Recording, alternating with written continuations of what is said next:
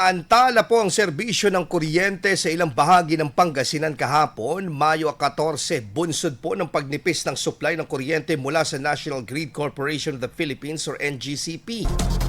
Nagresulta po ito sa pagsasailalim ng red at yellow alert status sa Luzon Grid.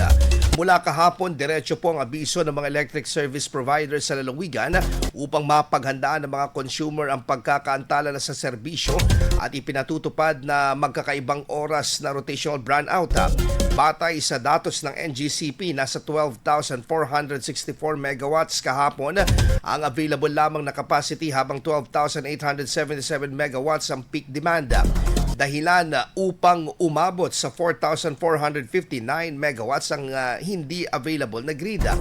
Isinailalim sa yellow alert ng sistema mula alas 2 ng hapon hanggang alas 3 ng hapon at mula alas 10 ng gabi hanggang alas 12 ng madaling araw, habang ipinatupad ang red alert mula alas 3 ng hapon hanggang alas 10 ng gabi.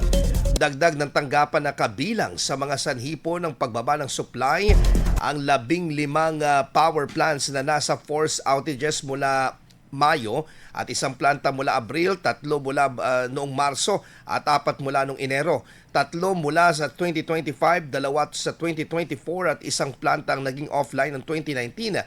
Gayon din ang 14 pang planta na tumatakbo sa derated capacities. Patuloy naman na minomonitor ng mga otoridad ang sitwasyon upang matiyak ang katatagan ng supply ng kuryente at maiwasan ang malawak na epekto sa mga consumer. Sa ngayon mga idol, bumalik na sa normal ang supply at ng kuryente sa mga bahaging naging apektado kahapon. Ayon yan sa pahayag ng National Grid Corporation of the Philippines. IFM News. IFM News.